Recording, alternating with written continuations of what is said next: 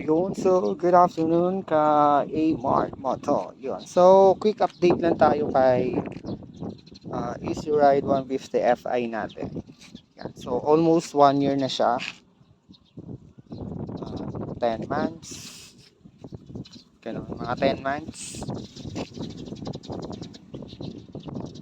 So, kamusta nga pala si ERFI natin? So far sa ngayong buwan niya na, goods pa rin naman siya. Wala namang issue kay 150 Fi. So, functionality niya nandun pa rin. Hindi naman tayo binibigo. So, yung arangkada niya, ganun pa rin. Ganun pa rin yung ano niya. Yung sa mga fairings niya, wala naman nabasag sa atin.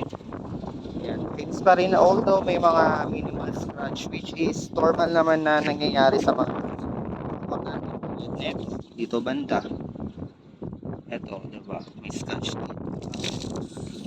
Dito rin, meron din dito banda. Scratch. Sa mga dito. Banda dito. May scratch.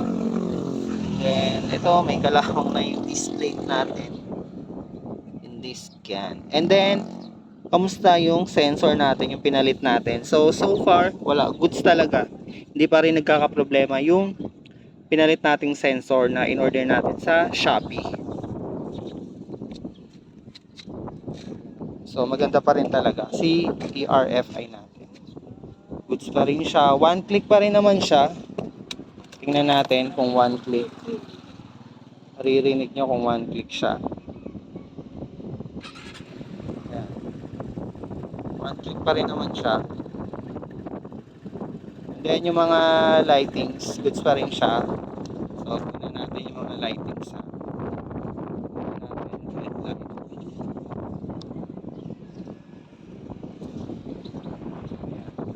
Yung low niya, working pa rin naman. Low, high, working. Parehas. Signal light. Signal light na okay naman, good. Dito sa harap. Tapos sa likod, tingnan natin sa likod. Ayun, working din naman sa left. Then, tingnan naman natin yung dito. Yan.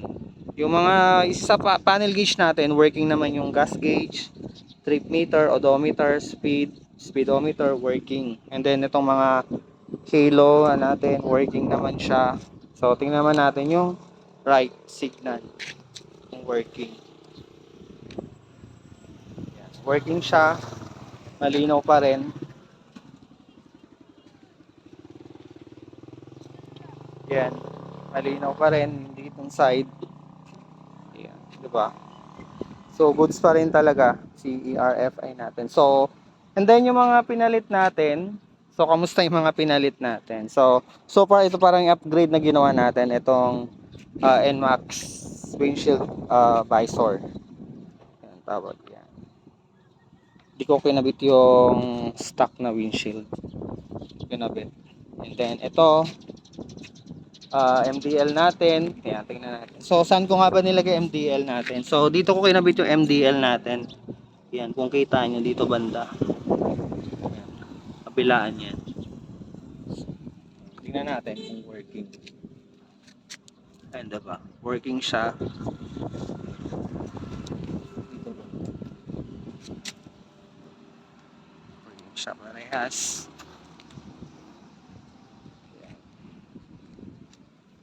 And then, ito, seat cover. Yan. Diba? Taray. Tingnan natin. Pag ganito pa.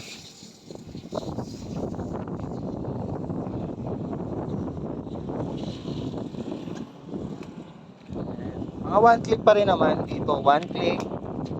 Yan, nagbukas agad. Dito, one click. Diba? So, sa mga nagtatanong kung napapasukan ba ng tubig yung itong gas na to. Oo, napapasukan siya pero nade-drain din naman kasi may butas to. Yan. Siya. Yan. So, sound check naman tayo. So, talagang quick lang talaga to. Sound check agad. Very quick update. Medyo madumi na to dito sa part na gilid, and then nabawasan ng isang sticker dito banda sa ano, kabila. Ito banda, nabawasan ng sticker. Tara, mag sound check na tayo. Naka-off pala. Yan, oh. Yeah. Sound check.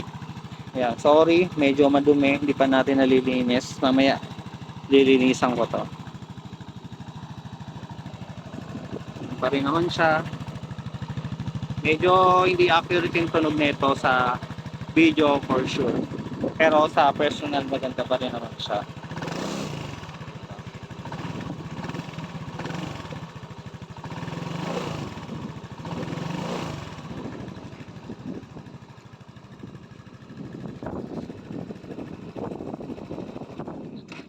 So sa mugs, tingnan natin yung mugs natin. So far, hindi naman tayo nagka-problema sa mugs natin.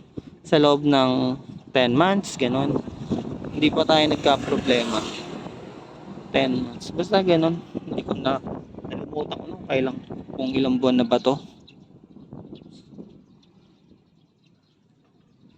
Sa mga ganun, almost 10 months. Yan. So wala namang issue yung mugs natin. So far, goods pa rin naman siya.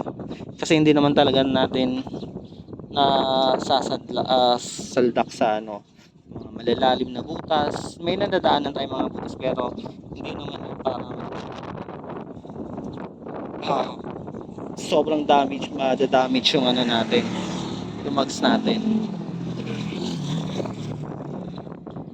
So sana ano, sa susunod na update nila sa FI version nila, sana magkaroon na ng cover to, no? Lagyan nila ng cover to for protection na rin sa mga wirings. Ayun lang yun. So salamat sa panonood. Yan.